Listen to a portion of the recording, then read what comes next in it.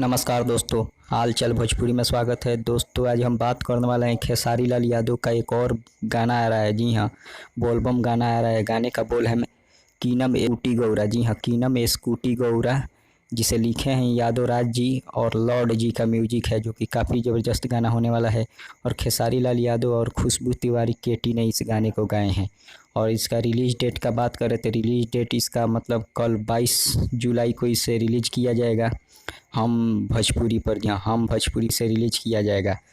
जिस गाने का नाम है कीनम स्कूटी गौरा, जो कि हम भोजपुरी पर इसको कल 6 बजे सुबह में रिलीज किया जाएगा।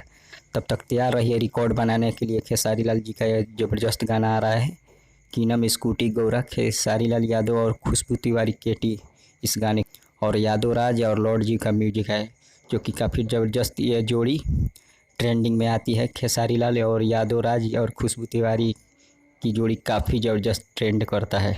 तब तक बने रहिए वीडियो के साथ। धन्यवाद।